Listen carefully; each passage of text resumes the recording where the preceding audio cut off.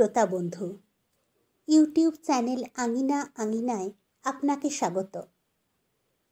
আজকে শুনছেন প্রখ্যাত বাংলা সাহিত্যিক মানিক বন্দ্যোপাধ্যায়ের রচনা অতসী মামি। পাঠে আমি স্বাগতা ঘোষ।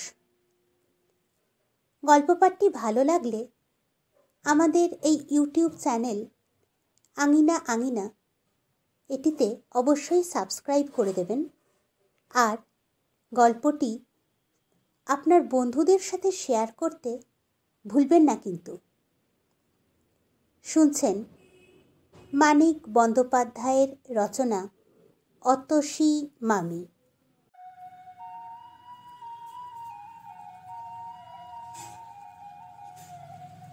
যে শোনে সেই বলে, হ্যাঁ শোনবার মতো বটে। বিশেষ করে আমার মেজো মামা, তার মুখে কোনো কিছুর এমন উচ্ছ্বসিত প্রশংসা খুব কম শুনেছি। শুনে শুনে ভারী কৌতূহল হলো, কি এমন বাঁশি বাজায় লোকটা যে সবাই এমনভাবে প্রশংসা করে। একদিন শুনতে গেলাম, মামার কাছ থেকে একটা পরিচয়পত্র সঙ্গে নিলাম। আমি থাকি বালিগঞ্জে, আর যার বাঁশি বাজানোর ওস্তাদির কথা বললাম তিনি থাকেন ভবানীপুর অঞ্চলে। মামার কাছে নাম শুনেছিলাম যতীন, উপাধিটা শোনা হয়নি। আজ পরিচয়পত্রের উপরে পুরো নাম দেখলাম, যতীন্দ্রনাথ রায়। বাড়িটা খুঁজে বার করে আমার তো চক্ষু স্থির।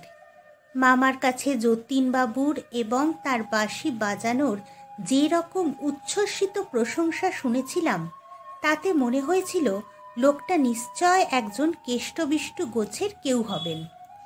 আর কেষ্টবিষ্টু গোছের একজন লোক যে বৈকুণ্ঠ বা মথুরার রাজপ্রাসাদ না হোক, অন্তত বেশ বড় আর ভদ্র চেহারা একটা বাড়িতে বাস করেন, এও তো স্বতঃসিদ্ধ কথা। কিন্তু বাড়িটা যে গলিতে, সেটার কথা না হয় ছেড়েই দিলাম। এ যে ইট বার করা তিনকালের বুড়োর মতো নড়বড়ে একটা ইটের খাঁচা। সামনেটার চেহারাই যদি এরকম, ভেতরটা না জানি কি রকম হবে। উইয়ে ধরা দরজার কড়া নাড়লাম। একটু পরেই দরজা খুলে যে লোকটি সামনে এসে দাঁড়ালেন, তাকে দেখে মনে হলো ছাই গাদা নাড়তেই যেন একটা আগুন বার হয়ে পড়ল। খুব রোগা, গায়ের রঙও অনেকটা ফ্যাকাশে হয়ে গেছে, তবু একদিন চেহারাখানা কিরকম ছিল অনুমান করা শক্ত নয়। এখনো যা আছে অপূর্ব। বছর 30 বয়স, কি কিছু কম। মলিন হয়ে আসা গায়ের রং অপূর্ব, শরীরের গড়ন অপূর্ব, মুখের চেহারা অপূর্ব, আর সব মিলিয়ে যে রূপ তাও অপূর্ব। সবচেয়ে অপূর্ব চোখ দুটি, চোখে চোখে চাইলে যেন নেশা লেগে যায়।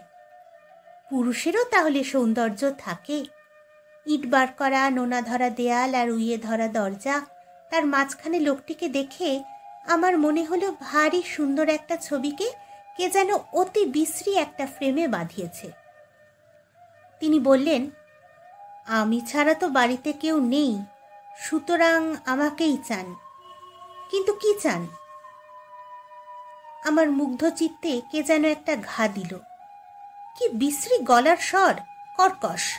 কথাগুলি মোলায়েম, কিন্তু লোকটির গলার স্বর শুনে মনে হলো যেন আমায় গালাগালি দিচ্ছেন।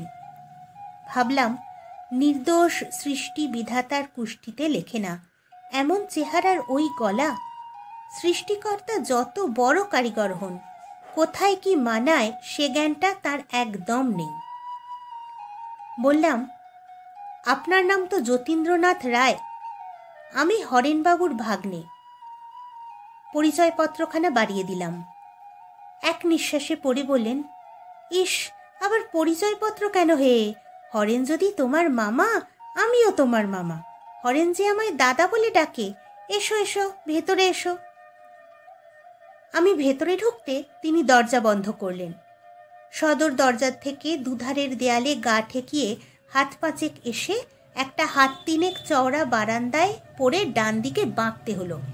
বাঁ দিকে বাঁকবার জো নেই, কারণ দেখা গেল সেদিকটা প্রাচীর দিয়ে বন্ধ করা। ছোট্ট একটু উঠান, বেশ পরিষ্কার। প্রত্যেক উঠানের 4টে করে পাশ থাকে, এটারও তাই আছে দেখলাম।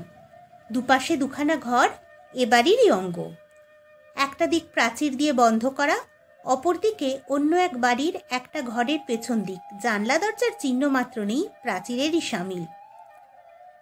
আমার নবলব্ধ মামা ডাকলেন, অতসী, আমার ভাগ্নে এসেছে, এ ঘরে একটা মাদুর বিছিয়ে দিয়ে যাও, ও ঘরটা বড় অন্ধকার। এ ঘর মানে আমরা যে ঘরের সামনে দাঁড়িয়েছিলাম, ও ঘর মানে ওদিককার ঘরটা। সেই ঘর থেকে বেরিয়ে এলেন এক তরুণী, মস্ত ঘোমটায় মুখ ঢেকে। যতীন মামা বললেন, এ কি ঘোমটা কেন? আরে এ যে ভাগ্নে। মামির ঘোমটা ঘুচবার লক্ষণ নেই দেখে আবার বললেন, ছি ছি, মামি হয়ে ভাগ্নের কাছে ঘোমটা টেনে কলাবউ সাজবে? এবার মামির ঘোমটা উঠল। দেখলাম আমার নতুন পাওয়া মামিটি মামারই উপযুক্ত স্ত্রী বটে। মামি এ ঘরের মেঝেতে মাদুর বিছিয়ে দিলেন। ঘরে তক্তপোষ, টেবিল, চেয়ার ইত্যাদির বালাই নেই। একপাশে একটা রংচটা ট্রাঙ্ক আর একটা কাঠের বাক্স। দেয়ালে এক কোণ থেকে আর এক কোণ পর্যন্ত একটা দড়ি টাঙানো, তাতে একটি মাত্র ধুতি ঝুলছে। একটা পেরেকে একটা আধময়লা খদ্দরের পাঞ্জাবি লটকানো, যতীন মামার সম্পত্তি। গোটা 2 বছর আগেকার ক্যালেন্ডারের ছবি, একটাতে এখনো চৈত্র মাসের তারিখ লেখা কাগজটা লাগানো রয়েছে। ছিঁড়ে ফেলতে বোধহয় কারো খেয়াল হয়নি। যতীন মামা বললেন, একটু সুজি টুজি থাকে তো ভাগ্নেকে করে দাও, না থাকে 1 কাপ চাই খাবে খন। বললাম, কিচ্ছু দরকার নেই যতীন মামা, আপনার বাঁশি শুনতে এসেছি, বাঁশির সুরেই খিদে মিটবে এখন। যদিও খিদে পাইনি মোটেই, বাড়ি থেকে খেয়ে এসেছি। যতীন মামা বললেন, বাঁশি? বাঁশি তো এখন আমি বাজাই না। বললাম, সে হবে না, আপনাকে শোনাতেই হবে। বললেন, তাহলে বসো, রাত্রি হোক, সন্ধ্যার পর ছাড়া আমি তো বাঁশি ছুঁই না। বললাম, কেন? যতীন মামা মাথা নেড়ে বললেন, কেন জানি না ভাগ্নে, দিনের বেলা বাঁশি বাজাতে পারি না, আজ পর্যন্ত কোনো দিন বাজাইনি। হ্যাঁ গা অতসী, বাজিয়েছি? অতসী মামি মৃদু হেসে বললেন, না। যেন প্রকাণ্ড একটা সমস্যার সমাধান হয়ে গেল। এমনিভাবে যতীন মামা বললেন, তবে? বললাম, মোটে 5টা বেজেছে, সন্ধ্যা হবে 7টায়। এতক্ষণ বসে থেকে কেন আপনাদের অসুবিধা করব? ঘুরে টুরে সন্ধ্যার পর আসবো এখন। যতীন মামা বললেন, কি যে বলো ভাগ্নে, অসুবিধেটা কি হে? পাড়ার লোকে তো বয়কট করেছে অপবাদ দিয়ে, তুমি থাকলে তবু কথা কয়ে বাঁচব। আমি বললাম, পাড়ার লোকে কি অপবাদ দিয়েছে মামা? অতসী মামির দিকে চেয়ে যতীন মামা হাসলেন। বলবো নাকি ভাগ্নেকে কথাটা অতসী? পাড়ার লোকে কি বলে জানো ভাগ্নে? বলে অতসী আমার বিয়ে করা বউ নয়। চোখের পলকে হাসি মুছে রাগে যতীন মামা গড়গড় করতে লাগলেন, লক্ষ্মী ছাড়া বজ্জাত লোক পাড়ার ভাগ্নে, রীতিমতো দলিল আছে বিয়ের, কেউ কি তা দেখতে চাইবে? যত সব। ত্রস্তভাবে অতসী মামি বললেন, কি যাতা বলছো? যতীন মামা বললেন, ঠিক ঠিক, ভাগ্নে নতুন লোক, তাকে এসব বলা ঠিক হচ্ছে না বটে। ভারী রাগ হয় কি না? বলে হাসলেন। হঠাৎ বললেন, তোমরা যে কেউ কারুর সঙ্গে কথা বলছো না গো? মামি মৃদু হেসে বললে, কি কথা বলবো? যতীন মামা বললেন, এই নাও, কি কথা বলবে তাও কি আমায় বলে দিতে হবে নাকি? যা হোক কিছু বলে শুরু করো, গড়গড় করে কথা আপনি এসে যাবে। মামি বললে, তোমার নামটি কি ভাগ্নে? যতীন মামা সশব্দে হেসে উঠলেন। হাসি থামিয়ে বললেন, এইবার ভাগ্নে পাল্টা প্রশ্ন করো, আজ কি রাঁধবে মামি? ব্যাস, খাস আলাপ জমে যাবে। তোমার আরম্ভটি কিন্তু বেশ অতসী। মামির মুখ লাল হয়ে উঠল। আমি বললাম, অমন বিশ্রী প্রশ্ন আমি কখনো করব না মামি, আপনি নিশ্চিন্ত থাকুন। আমার নাম সুরেশ। যতীন মামা বললেন, সুরেশ কিনা সুরের রাজা, তাই সুর শুনতে এত আগ্রহ নয় ভাগ্নে? হঠাৎ উঠে দাঁড়িয়ে বললেন, ইস, ভুবনবাবু যে টাকা দুটো ফেরত দেবে বলেছিল, আজ নিয়ে আসি। দুদিন বাজার হয়নি। বসো ভাগ্নে, মামির সঙ্গে গল্প করো, 10 মিনিটের ভেতর আসছি। ঘরের বাইরে গিয়ে বললেন, দৌড়টা দিয়ে দাও অতসী, ভাগ্নে ছেলে মানুষ, কেউ তোমার লোভে ঘরে ঠুকলে ঠেকাতে পারবে না। মামির মুখ আরক্ত হয়ে উঠল এবং সেটা গোপন করতে চট করে উঠে গেল। বাইরে তার চাপা গলা শুনলাম। কি যে রসিকতা করো, ছি! মামা কি জবাব দিলেন শোনা গেল না। মামি ঘরে ঢুকে বললে, ওই রকম স্বভাব ওর, বাক্সে 2টি মোটে টাকা, তাই নিয়ে সেদিন বাজার গেলেন। বললাম একটা থাক। জবাব দিলেন, কেন? রাস্তায় ভুবনবাবু চাইতে টাকা 2টি তাকে দিয়ে খালি হাতে ঘরে ঢুকলেন। আমি বললাম, আশ্চর্য লোক তো। মামি বললে, ওই রকমই। আর দেখো ভাই। বললাম, ভাই নয়, ভাগ্নে। মামি বললে, তাও তো বটে, আগে থাকতেই যে সম্পর্কটা পাতিয়ে বসে আছো। ওর ভাগ্নে না হয়ে আমার ভাই হলেই বেশ হতো, কিন্তু সম্পর্কটা নতুন করে পাতো না, এখনো 1 ঘন্টা হয়নি, জমাট বাঁধেনি। আমি বললাম, কেন? মামি ভাগ্নে বেশ তো সম্পর্ক। মামি বললে, আচ্ছা, তবে তাই, কিন্তু আমার একটা কথা তোমায় রাখতে হবে ভাগ্নে, তুমি ওর বাঁশি শুনতে চেও না।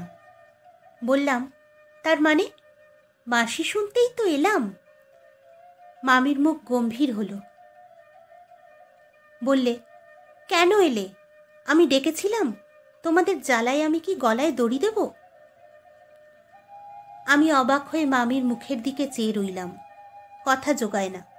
মামি বললে, তোমাদের একটু শখ মেটাবার জন্য উনি আত্মহত্যা করছেন, দেখতে পাও না? রোজ তোমরা একজন না একজন এসে বাঁশি শুনতে চাইবে, রোজ গলা দিয়ে রক্ত পড়লে মানুষ কদিন বাঁচে? রক্ত? রক্ত নয়, দেখবে, বলে মামি চলে গেল। ফিরে এলো একটা গামলা হাতে করে। গামলার ভেতরে জমাট বাঁধা খানিকটা রক্ত। মামি বললে, কাল উঠেছিল, ফেলতে মায়া হচ্ছিল, তাই রেখে দিয়েছি। রেখে কোনো লাভ নেই জানি, তবু। আমি অনুতপ্ত হয়ে বললাম, জানতাম না মামি, জানলে কখনো শুনতে চাইতাম না। ইস, এই জন্যেই মামার শরীর এত খারাপ। মামি বললে, কিছু মনে করো না ভাগ্নে, অন্য কারোর সঙ্গে তো কথা কই না, তাই তোমাকেই গায়ের ঝাল মিটিয়ে বলে নিলাম। তোমার আর কি দোষ, আমার অদৃষ্ট। আমি বললাম, এত রক্ত পড়ে তবু মামা বাঁশি বাজান? মামি দীর্ঘ নিঃশ্বাস ফেলে বললে, হ্যাঁ, পৃথিবীর কোনো বাধাই ওর বাঁশি বাজানো বন্ধ করতে পারবে না। কত বলেছি, কত কেঁদেছি, শোনেন না। আমি চুপ করে রইলাম। মামি বলে চলল, কতদিন ভেবেছি বাঁশি ভেঙে ফেলি, কিন্তু সাহস হয়নি। বাঁশির বদলে মদ খেয়েই নিজেকে শেষ করে ফেলবেন, নয়তো যেখানে যা আছে সব বিক্রি করে বাঁশি কিনে না খেয়ে মরবেন। মামির শেষ কথাগুলি যেন গুমড়ে গুমড়ে কেঁদে ঘরের চারিদিকে ঘুরে বেড়াতে লাগলো। আমি কথা বলতে গেলাম, কিন্তু ফুটল না। মামি একটা দীর্ঘ নিঃশ্বাস ফেলে বললে, অথচ ওই একটা ছাড়া আমার কোনো কথাই ফেলেন না। আগে আকণ্ঠ মদ খেতেন, বিয়ের পর যেদিন মিনতি করে মদ ছাড়তে বলল, সেই দিন থেকে ও জিনিস ছোঁয়াই ছেড়ে দিলেন, কিন্তু বাঁশির বিষয়ে কোনো কথাই শোনেন না। আমি বলতে গেলাম, মামি। মামি বোধহয় শুনতেই পেল না, বলে চলল, একবার বাঁশি লুকিয়ে রেখেছিলাম, সে কি ছটফট করতে লাগলেন, যেন ওর সর্বস্ব হারিয়ে গেছে। বাইরে কড়া নাড়ার শব্দ হলো। মামি দরজা খুলতে উঠে গেল। যতীন মামা ঘরে ঢুকতে ঢুকতে বললেন, দিলে না টাকা অতসী, বললে পরশু যেতে। পিছন থেকে মামি বললে, সে আমি আগেই জানি। যতীন মামা বললেন, দোকানদারটাই বা কি পাজি, 1 পো সুজি চাইলাম, দিল না। মামার বাড়ি এসে ভাগ্নেকে দেখছি খালি পেটে ফিরতে হবে। মামি ম্লান মুখে বললে, সুজি দেয়নি ভালোই করেছে, শুধু জল দিয়ে তো আর সুজি হয় না। ঘি নেই? কবে আবার ঘি আনলে তুমি? তাও তো বটে, বলে যতীন মামা আমার দিকে চেয়ে হাসলেন, দিব্য সপ্রতিভ হাসি। আমি বললাম, কেন ব্যস্ত হচ্ছেন মামা? খাবারের কিছু দরকার নেই, ভাগ্নের সঙ্গে অত ভদ্রতা করতে নেই। মামি বললে, বসো তোমরা, আমি আসছি, বলে ঘর থেকে বেরিয়ে গেল। মামা হেঁকে বললেন, কোথায় গো? বারান্দা থেকে জবাব এলো, আসছি। মিনিট 15 পরে মামি ফিরল, দু হাতে দুখানা রেকাবিতে গোটা 4 করে রসগোল্লা আর গোটা 2 সন্দেশ। যতীন মামা বললেন, কোত্থেকে জোগাড় করলে গো? বলে একটা রেকাবি টেনে নিয়ে একটা রসগোল্লা মুখে তুললেন। অন্য রেকাবিটা আমার সামনে রাখতে রাখতে মামি বললে, তা দিয়ে তোমার দরকার কি? যতীন মামা নিশ্চিন্ত বললেন, কিছু না, যা খিদেটা পেয়েছে ডাকাতি করেও যদি এনে দাও কিছু দোষ হয়নি। স্বামীর প্রাণ বাঁচাতে সাধ্যে অনেক কিছুই করে।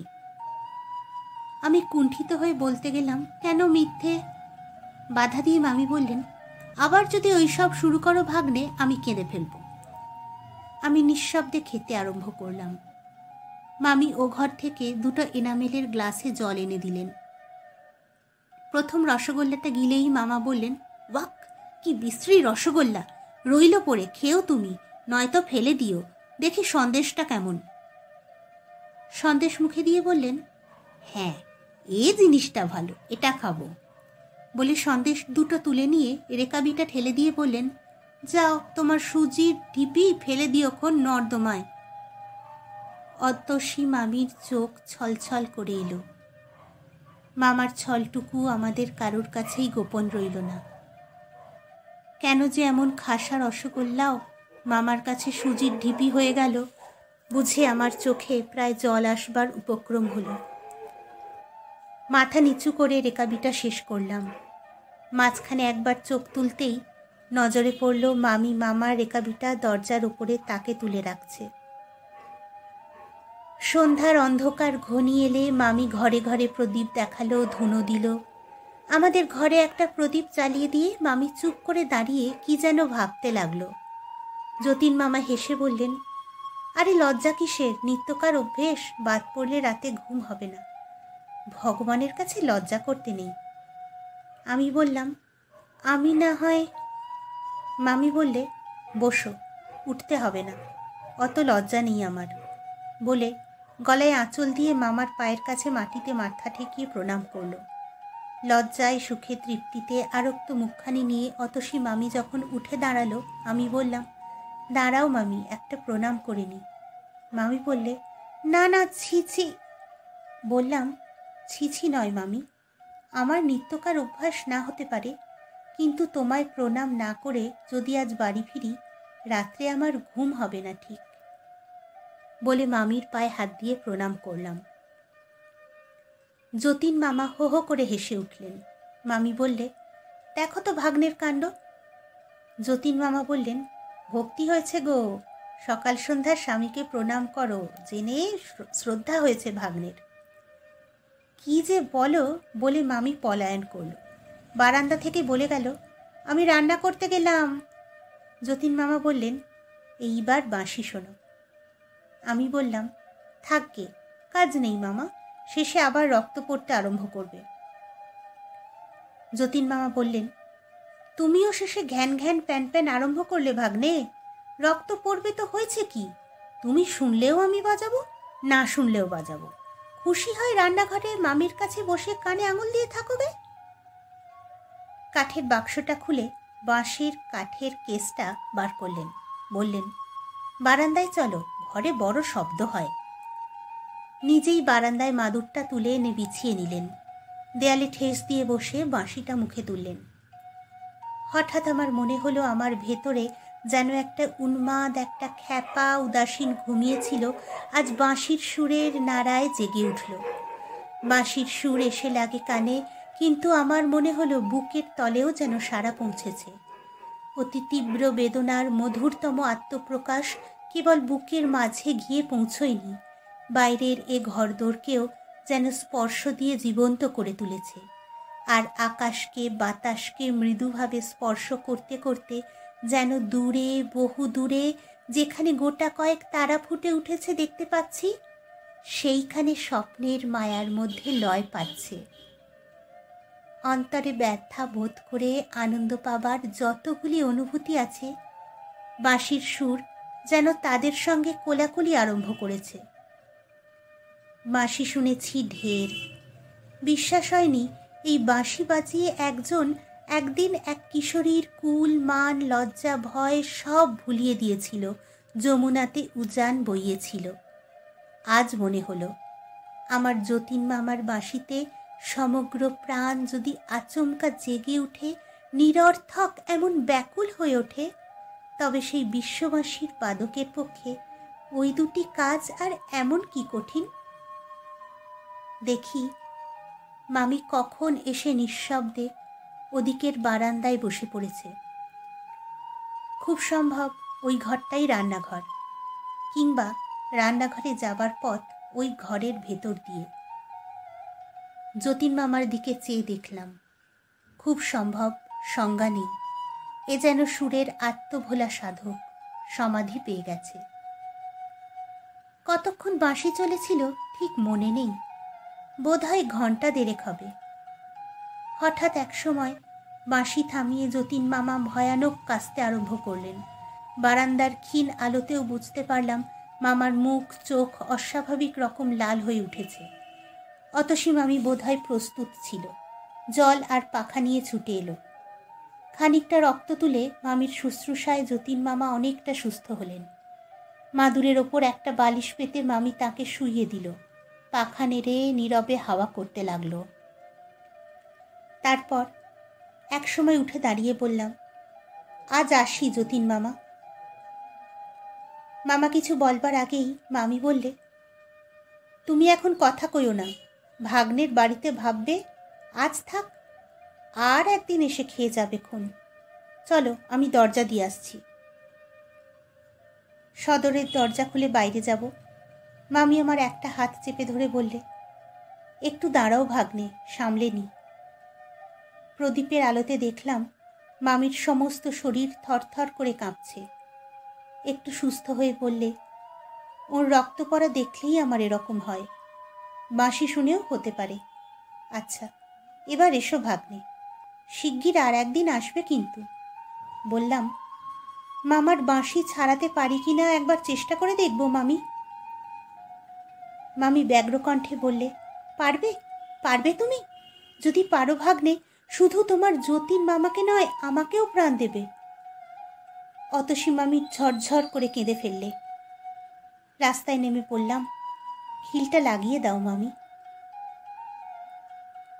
কেবলই মনে হয় নেশাকে মানুষ এত বড় দাম দেয় কেন? লাভ কি? এই যে যতীন মামা পলে পলে জীবন উৎসর্গ করে সুরের জাল বুনবার নেশায় মেতে যান, মানি তাতে আনন্দ আছে, যে সৃষ্টি করে তারও, যে শোনে তারও। কিন্তু এত চড়া মূল্য দিয়ে কি সেই আনন্দ কিনতে হবে? এই যে স্বপ্ন সৃষ্টি, এ তো ক্ষণিকের। যতক্ষণ সৃষ্টি করা যায় শুধু ততক্ষণের স্থিতি, তারপর বাস্তবের কঠোরতার মাঝে এ স্বপ্নের চিহ্নও তো খুঁজে পাওয়া যায় না। এ নিরর্থক মায়া সৃষ্টি করে নিজেকে ভোলাবার প্রয়াস কেন? মানুষের মন কি বিচিত্র! আমারও ইচ্ছে করে যতীন মামার মতো সুরের আলোয় ভুবন ছেয়ে ফেলে, সুরের আগুন গগনে বেয়ে তুলে পলে পলে নিজেকে শেষ করে আনি। লাভ নেই, নাইবা রইল। এতদিন জানতাম আমিও বাঁশি বাজাতে জানি, বন্ধুরা শুনে প্রশংসাও করে এসেছে। বাঁশি বাজিয়ে আনন্দও যে না পাই তা নয়, কিন্তু যতীন মামার বাঁশি শুনে এসে মনে হলো বাঁশি বাজানো আমার জন্যে নয়, এক একটা কাজ করতে এক একজন লোক জন্মায়। আমি বাঁশি বাজাতে জন্মাইনি, যতীন মামা ছাড়া বাঁশি বাজাবার অধিকার কারও নেই। থাকতে পারে কারো অধিকার, কারো কারো বাঁশি হয়তো যতীন মামার বাঁশির চেয়েও মনকে উতলা করে তোলে। আমি তাদের চিনি না। একদিন বললাম, বাঁশি শিখিয়ে দেবে মামা? যতীন মামা হেসে বললে, বাঁশি কি শেখবার জিনিস ভাগ্নে? ও শিখতে হয়। তা ঠিক, আর শিখতেও হয় মন দিয়ে, প্রাণ দিয়ে, সমগ্র সত্তা দিয়ে। নইলে আমার বাঁশি শেখার মতোই সে শিক্ষা ব্যর্থ হয়ে যায়। অতসী মামিকে সেদিন বিদায় নেবার সময় যে কথা বলেছিলাম সে কথা ভুলিনি, কিন্তু কি করে যে যতীন মামার বাঁশি ছাড়াবো ভেবে পেলাম না। অথচ দিনের পর দিন যতীন মামা যে এই সর্বনাশা নেশায় পলে পলে মরণের দিকে এগিয়ে যাবেন, কথা ভাবতেও কষ্ট হলো। কিন্তু করা যায় কি? মামির প্রতি যতীন মামার যে ভালোবাসা, তার বোধ হয় তল নেই। মামির কান্নাই যখন ঠেলেছেন, তখন আমার সাধ্য কি তাকে ঠেকিয়ে রাখি? একদিন বললাম, মামা আর বাঁশি বাজাবেন না। যতীন মামা চোখ বড় বড় করে বললেন, বাঁশি বাজাবো না? বলো কি ভাগ্নে, তাহলে বাঁচবো কি করে? বললাম, গলা দিয়ে রক্ত উঠছে, মামি কত কাঁদে। তা আমি কি করব, একটু আধটু কাঁদা ভালো, বলে হাঁকলেন, অতসী, অতসী। মামি এলো। মামা বললেন, কান্না কি জন্যে শুনি? বাঁশি ছেড়ে দিয়ে আমায় মরতে বলো নাকি? তাতে কান্না বাড়বে, কমবে না।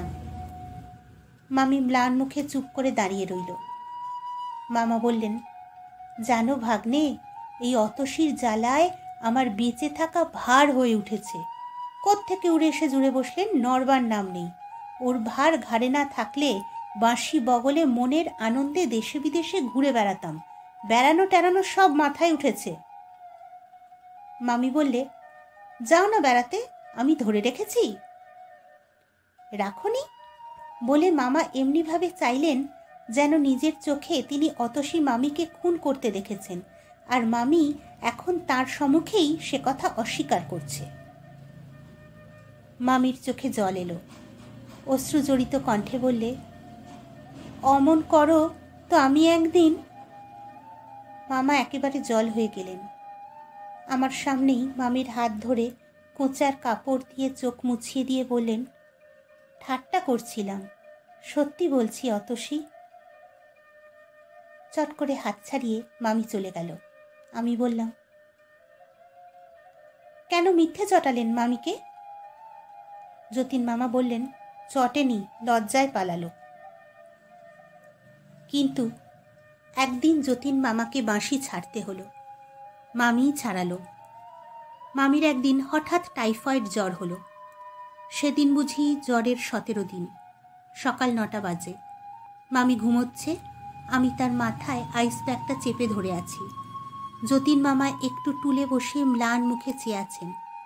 রাত্রি জেগে তার শরীর আরও শীর্ণ হয়ে গেছে, চোখ দুটি লাল হয়ে উঠেছে, মুখে খোঁচা খোঁচা দাড়ি, চুল উস্কো খুস্কো। হঠাৎ টুল ছেড়ে উঠে মামা ট্রাঙ্কটা খুলে বাঁশিটা বার করলেন। আজ 17 দিন এটা বাক্সেই বন্ধ ছিল।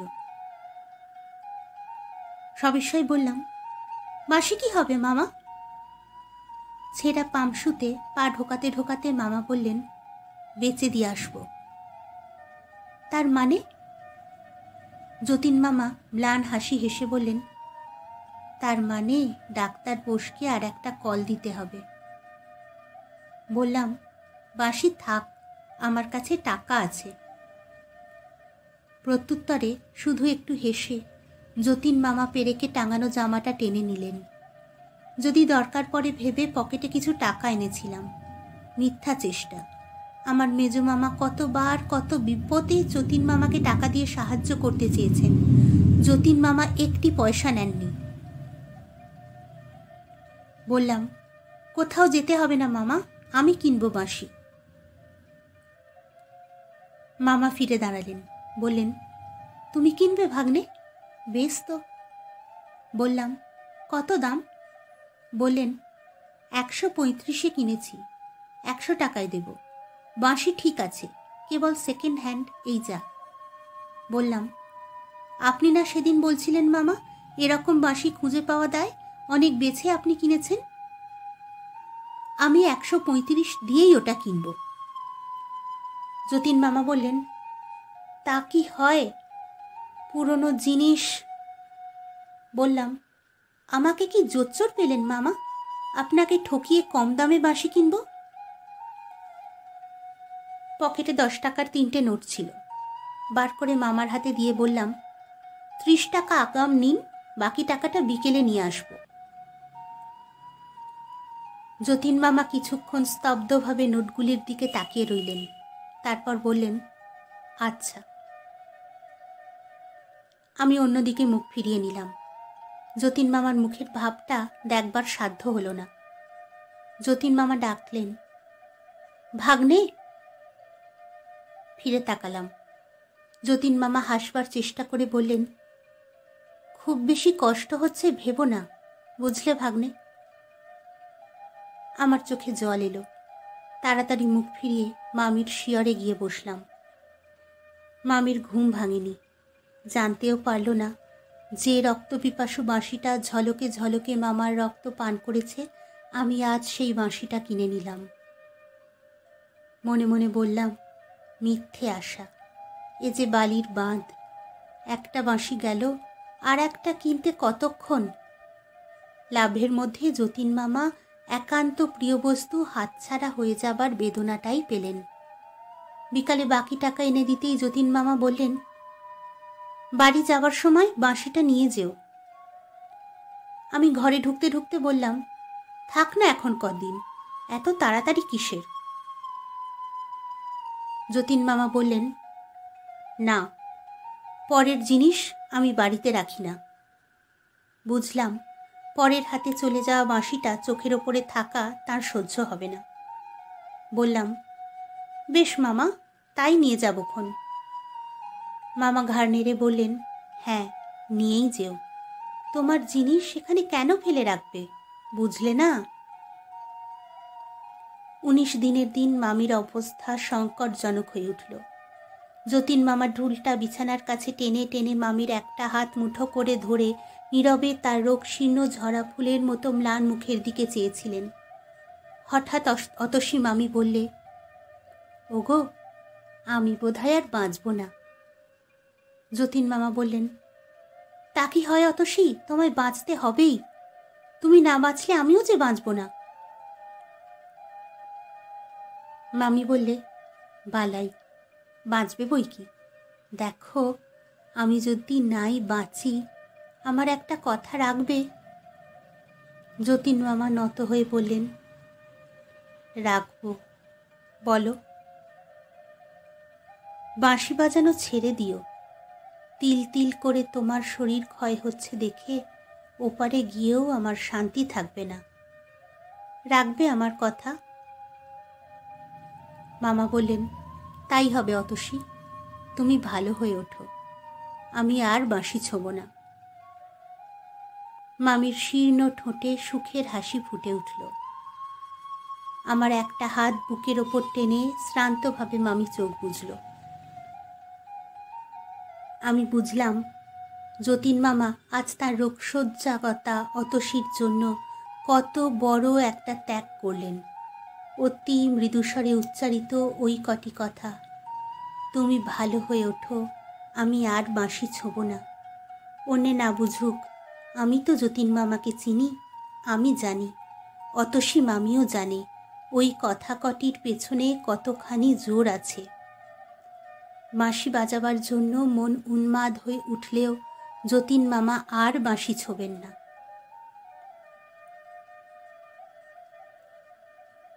শেষ পর্যন্ত মামি ভালো হয়ে উঠল। যতীন মামার মুখে হাসি ফুটল। মামি যেদিন পথ্য পেল সেদিন হেসে মামা বললেন, কি গো, বাঁচবে না বললে? অমনি মুখের কথা কি না, যে চাঁড়াল খুড়োর কাছ থেকেই তোমায় ছিনিয়ে এনেছি, জমব্যাটা তো ভালো মানুষ। আমি বললাম, চাঁড়াল খুড়ো আবার কি মামা? মামা বললেন, তুমি জানো না বুঝি, সে এক দ্বিতীয় মহাভারত। মামি বললে, গুরু নিন্দা করো না। মামা বললেন, গুরু নিন্দা কি? গুরুতর নিন্দা করব, ভাগ্নেকে দেখাও না। অতসী, তোমার পিঠের দাগটা। মামির বাধা দেওয়া সত্ত্বেও মামা ইতিহাসটা শুনিয়ে দিলেন। নিজের খুড়ো নয়, বাপের পিস্তুত ভাই। মা বাবাকে হারিয়ে 17 বছর বয়স পর্যন্ত ওই খুড়োর কাছেই অতসী মামি ছিল। অত বড় মেয়ে, তাকে কিলচর লাগাতে খুড়োটির বাধ্য না, আনুষঙ্গিক অন্য সব তো ছিলই। খুড়োর মেজাজের একটি অক্ষয় চিহ্ন আজ পর্যন্ত মামির পিঠে আছে। পাশের বাড়িতেই যতীন মামা বাঁশি বাজাতেন আর আকণ্ঠ মদ খেতেন। প্রায় খুড়োর গর্জন আর অনেক রাতে মামির চাপা কান্নার শব্দে তার নেশা ছুটে যেত।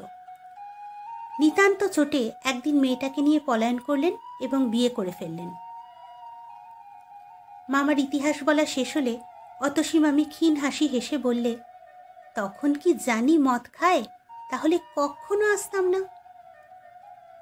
মামা বললেন, তখন কি জানি তুমি মাথার রতন হয়ে আঠার মতো লেপ্টে থাকবে, তাহলে কখনো উদ্ধার করতাম না। আর মদ না খেলে কি এক ভদ্রলোকের বাড়ি থেকে মেয়ে চুরি করার মতো বিশ্রী কাজটা করতে পারতাম গো? আমি ভেবেছিলাম বছরখানেক। মামি বললে, যাও চুপ করো, ভাগ্নের সামনে যাতা বকো না। মামা হেসে চুপ করলেন। মাস 2 পরের কথা। কলেজ থেকে শটান যতীন মামার ওখানে হাজির হলাম। দেখি জিনিসপত্র যা ছিল বাঁধা ছাতা হয়ে পড়ে আছে। অবাক হয়ে প্রশ্ন করলাম, এসব কি মামা? যতীন মামা সংক্ষেপে বললেন, দেশে যাচ্ছি। দেশে? দেশ আবার আপনার কোথায়? যতীন মামা বললেন, আমার কি একটা দেশও নেই ভাগ্নে? 500 টাকা আয়ের জমিদারি আছে দেশে, খবর রাখো। অতসী মামি বললে, হয়তো জন্মের মতোই তোমাদের ছেড়ে চললাম ভাগ্নে। আমার অসুখের জন্যই এটা হলো। বললাম, তোমার অসুখের জন্য? তার মানে? মামা বললেন, তার মানে বাড়িটা বিক্রি করে দিয়েছি। যিনি কিনেছেন পাশের বাড়িতেই থাকেন, মাঝখানের প্রাচীরটা ভেঙে 2টো বাড়ি এক করে নিতে ব্যস্ত হয়ে পড়েছেন। আমি ক্ষুব্ধ কণ্ঠে বললাম, এত কাণ্ড করলে মামা, আমাকে একবার জানালে না পর্যন্ত? কবে যাওয়া ঠিক হলো? বাঁধা বিছানা আর তালাবন্ধ বাক্সের দিকে আঙুল বাড়িয়ে মামা বললেন, আজ রাত্রে ঢাকা মেলে রওনা হব। আমরা বাঙাল হে ভাগ্নে, জানো না বুঝি?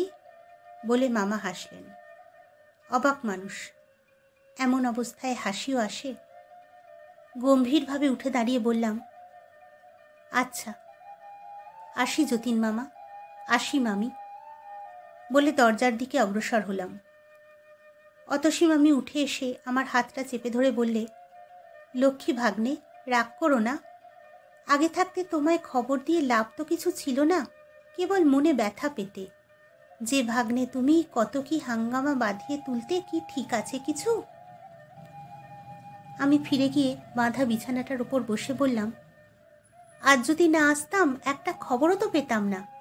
কাল এসে দেখতাম বাড়িঘর খাঁ খাঁ করছে। যতীন মামা বললেন, আরে রাম, তোমায় না বলে কি যেতে পারি? দুপুরবেলা সেনের ডাক্তারখানা থেকে ফোন করে দিয়েছিলাম তোমাদের বাড়িতে। কলেজ থেকে বাড়ি ফিরলেই খবর পেতে। বাড়ি আর ফিরলাম না। শিয়ালদাহ স্টেশনে মামা মামিকে উঠিয়ে দিতে গেলাম। গাড়ি ছাড়ার আগে কতক্ষণ সময় যে কি করেই কাটল, কারো মুখেই কথা নেই। যতীন মামা কেবল মাঝে মাঝে 2-1টা হাসির কথা বলছিলেন এবং হাসাচ্ছিলেনও, কিন্তু তার বুকের ভেতর যে কি করছিল সে খবর আমার অজ্ঞাত থাকেনি। গাড়ি ছাড়বার ঘণ্টা বাজলে যতীন মামা আর অতসী মামিকে প্রণাম করে গাড়ি থেকে নামলাম। এইবার যতীন মামা অন্যদিকে মুখ ফিরিয়ে নিলেন। আর বোধহয় মুখে হাসি ফুটিয়ে রাখা তার পক্ষে সম্ভব হলো না। জানালা দিয়ে মুখ বার করে মামি ডাকলে, শোনো। কাছে গেলাম। মামি বললে, তোমাকে ভাগ্নে বলি আর যাই বলি, মনে মনে জানি তুমি আমার ছোট ভাই। পারো তো একবার বেড়াতে গিয়ে দেখা দিয়ে এসো।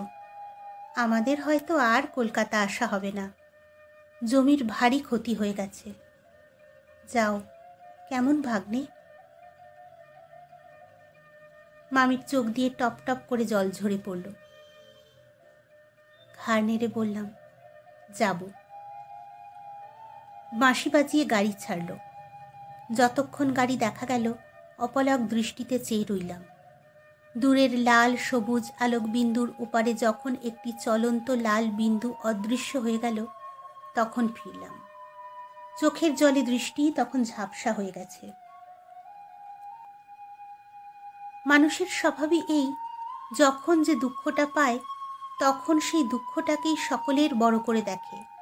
নইলে কে ভেবেছিল যে যতীন মামা আর অতসী মামির বিচ্ছেদে 21 বছর বয়সে আমার দু চোখ জলে ভরে গিয়েছিল, সেই যতীন মামা আর অতসী মামি একদিন আমার মনের এক কোণে সংসারের সহস্র আবর্জনার তলে চাপা পড়ে যাবেন।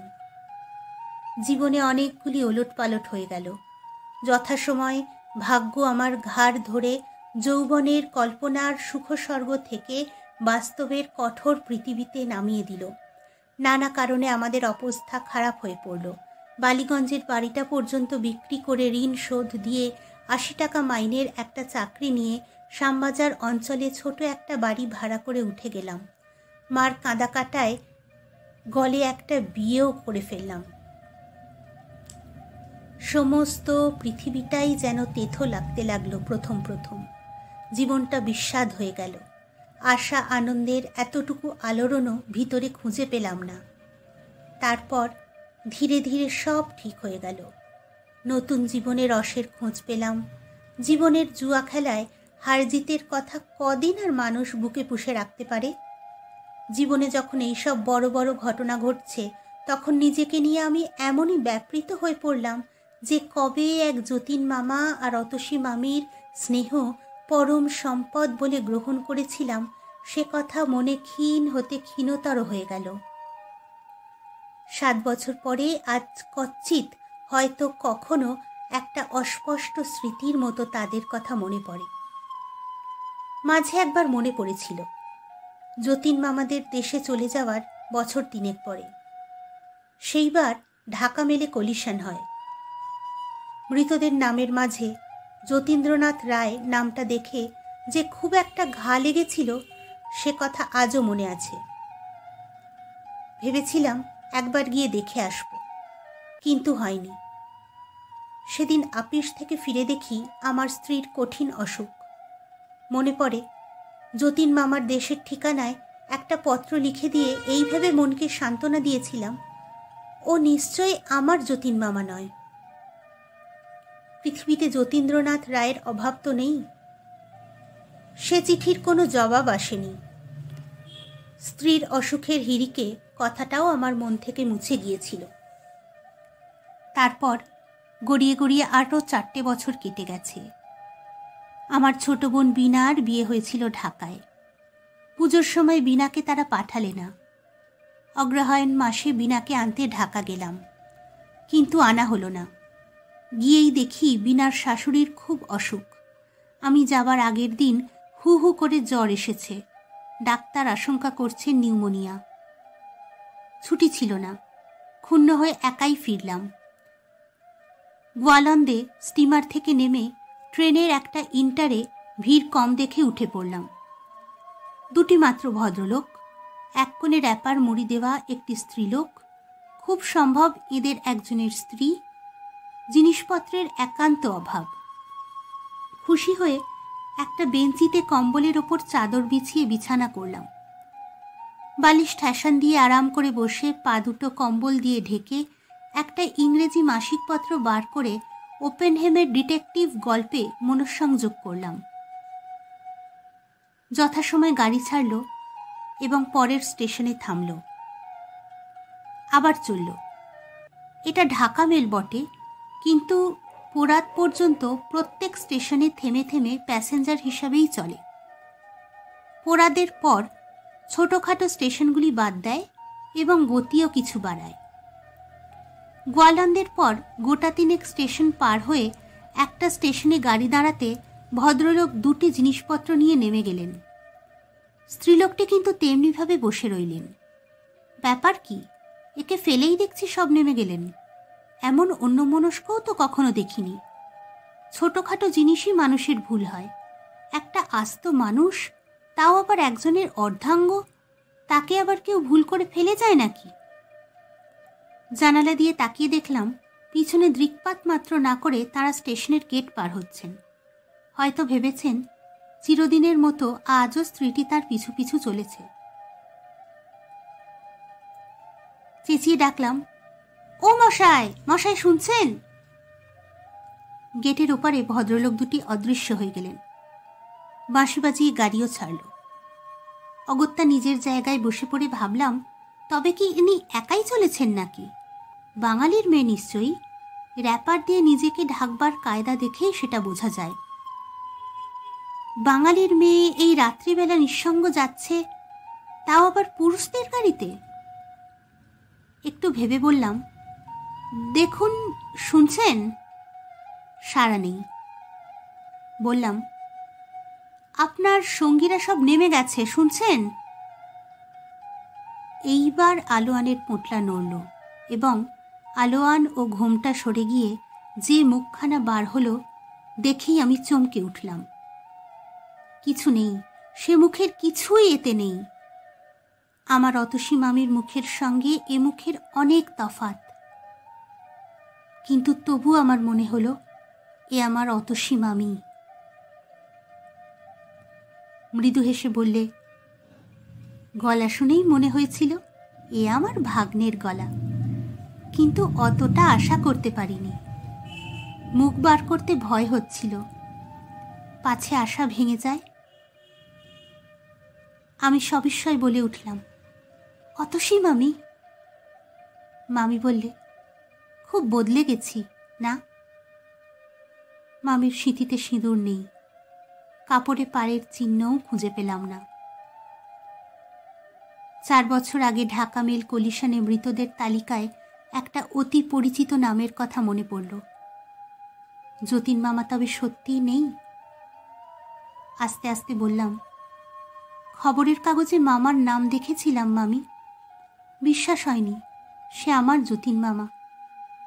একটা চিঠি লিখেছিলাম, পাওনি? মামি বললে, না। তারপরেই আমি ওখান থেকে 2-3 মাসের জন্য চলে যাই।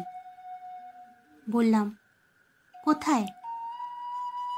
আমার এক দিদির কাছে, দূর সম্পর্কের অবশ্য। আমায় কেন একটা খবর দিলে না মামি? মামি চুপ করে রইল। ভাগ্নের কথা বুঝি মনে ছিল না? মামি বললে, তা নয়, কিন্তু খবর দিয়ে আর কি হতো? যা হবার তা তো হয়েই গেল। বাঁশিকে ঠেকিয়ে রাখলাম, কিন্তু নিয়তিকে তো ঠেকাতে পারলাম না। তোমার মেজো মামার কাছে তোমার কথাও সব শুনলাম। আমার দুর্ভাগ্য নিয়ে তোমায় আর বিরক্ত করতে ইচ্ছে হলো না। জানি তো একটা খবর দিলেই তুমি ছুটে আসবে। চুপ করে রইলাম। বলবার কি আছে? কি নিয়েই বা অভিমান করব? খবরের কাগজে যতীন মামার নাম পড়ে একটা চিঠি লিখেই তো আমার কর্তব্য শেষ করেছিলাম। মামি বললে, কি করছো এখন ভাগ্নে? চাকরি। এখন তুমি যাচ্ছ কোথায়? মামি বললে, একটু পরেই বুঝবে। ছেলেপিলে কটি? আশ্চর্য, জগতে এত প্রশ্ন থাকতে এই প্রশ্নটাই সকলের আগে মামির মনে জেগে উঠল। বললাম, একটি ছেলে। ভারী ইচ্ছে করছে আমার ভাগ্নের খোকাকে দেখে আসতে। দেখাবে একবার? কার মতো হয়েছে? তোমার মতো না তার মায়ের মতো? কত বড় হয়েছে? বললাম, 3 বছর চলছে। চলো না আমাদের বাড়ি মামি, বাকি প্রশ্নগুলির জবাব নিজের চোখেই দেখে আসবে। মামি হেসে বললে, গিয়ে যদি আর না নড়ি? বললাম, তেমন ভাগ্য কি হবে? কিন্তু সত্যি কোথায় চলেছ মামি? এখন থাকো কোথায়? মামি বললে, থাকি দেশেই। কোথায় যাচ্ছি একটু পরে বুঝবে। ভালো কথা, সেই বাঁশিটা কি হলো ভাগ্নে? এইখানে আছে। এইখানে? এই গাড়িতে? বললাম, আমার ছোট বোন বিনাকে আনতে গিয়েছিলাম। সে লিখেছিল বাঁশিটা নিয়ে যেতে। সবাই নাকি শুনতে চেয়েছিল। মামি বললে, তুমি বাজাতে জানো নাকি? বার করো না বাঁশিটা। ওপর থেকে বাঁশির কেসটা পারলাম। বাঁশিটা বার করতেই মামি ব্যগ্র হাতে টেনে নিয়ে এক দৃষ্টিতে সেটার দিকে চেয়ে রইল। একটা দীর্ঘ নিঃশ্বাস ফেলে বলল, বিয়ের পর এটাকে বন্ধু বলে গ্রহণ করেছিলাম। মাঝখানে এর চেয়ে বড় শত্রু আমার ছিল না। আজ আবার এটাকে বন্ধু মনে হচ্ছে। শেষ 3টে বছর বাঁশিটার জন্য ছটফট করে কাটিয়েছিলেন। আজ মনে হচ্ছে বাঁশি বাজানো ছাড়তে না বললেই হয়তো ভালো হতো।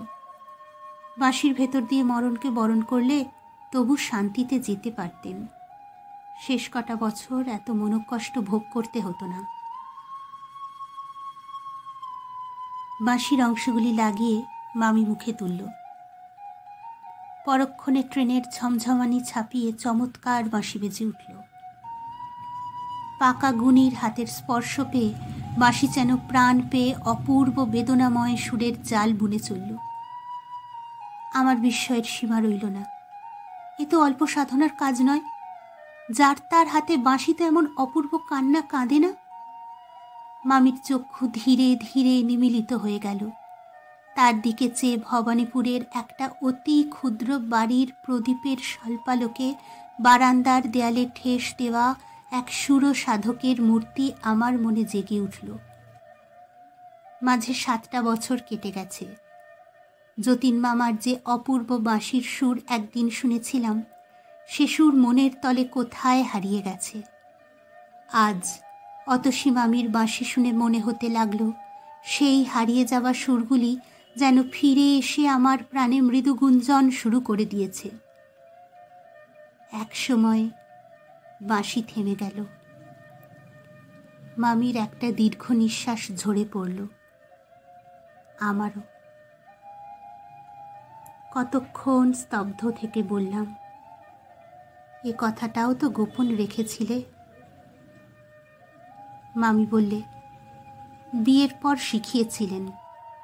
বাঁশি শিখবার কি আগ্রহই তখন আমার ছিল। তারপর যে দিন বুঝলাম বাঁশি আমার শত্রু, সেই দিন থেকে আর ছুঁইনি। আজ কতকাল পরে বাজালাম। মনে হয়েছিল বুঝি ভুলে গেছি। ট্রেন এসে একটা স্টেশনে দাঁড়ালো। মামি জানালা দিয়ে মুখ বার করে আলোর গায়ে লেখা স্টেশনের নামটা পড়ে ভেতরে মুখ ঢুকিয়ে বলল, পরের স্টেশনে আমি নেমে যাব ভাগ্নে। পরের স্টেশনে? কেন? মামি বললে, আজ কত তারিখ জানো? বললাম, 17ই অঘ্রাণ। মামি বললে, 4 বছর আগে আজকের দিনে বুঝতে পারছো না তুমি? মুহূর্তে সব দিনের আলোর মতো স্বচ্ছ হয়ে গেল। ঠিক 4 বছর আগে এই 17ই অঘ্রাণ ঢাকা মেলে কলিশন হয়েছিল। সেদিনও এমনি সময় এই ঢাকা মেলটির মতো সেই গাড়িটা শত শত নিশ্চিন্ত আরোহীকে পলে পলে মৃত্যুর দিকে টেনে নিয়ে যাচ্ছিল। বলে উঠলাম, মামি।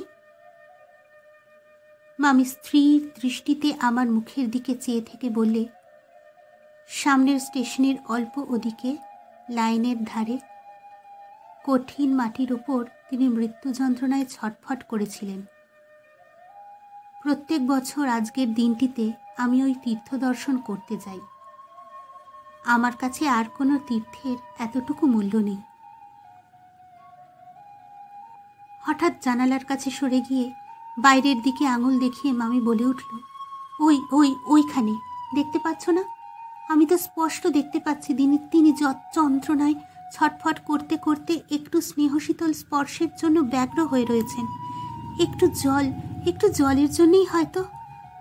মা গো, আমি তখন কোথায়? দুহাতে মুখ ঢেকে মামি ভেতরে এসে বসে পড়ল।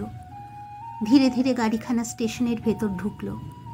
বিছানাটা গুটিয়ে নিয়ে আমি বললাম, চলো মামি, আমি তোমার সঙ্গে যাব। মামি বললে, না, বললাম, এই রাত্রে তোমাকে একলা যেতে দিতে পারবো না আমি। মামির চোখ জ্বলে উঠল। ছি, তোমার তো বুদ্ধির অভাব নেই ভাগ্নে। আমি কি সঙ্গী নিয়ে সেখানে যেতে পারি? সেই নির্জন মাঠে সমস্ত রাত আমি তার সঙ্গ অনুভব করি। সেখানে কি কাউকে নিয়ে যাওয়া যায়? ওইখানের বাতাসে যে তার শেষ নিঃশ্বাস রয়েছে। অবুঝ হইও না। গাড়ি দাঁড়ালো। বাঁশিটা তুলে নিয়ে মামি বললে, এটা নিয়ে গেলাম ভাগ্নে। এটার ওপর তোমার চেয়ে আমার দাবি বেশি। দরজা খুলে অতসী মামি নেমে গেলেন। আমি নির্বাক চেয়ে রইলাম। আবার বাঁশি বাজিয়ে গাড়ি ছাড়ল। খোলা দরজাটা একটা করুণ শব্দ করে আছড়ে বন্ধ হয়ে গেল।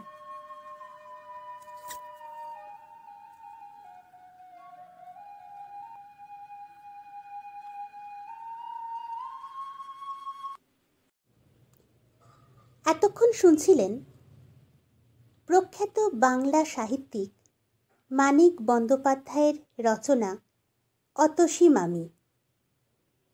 গল্প পাঠে ছিলাম আমি, স্বাগতা ঘোষ। এটি আপনার ভালো লাগলে অবশ্যই আপনার বন্ধুদের সাথে শেয়ার করে দেবেন।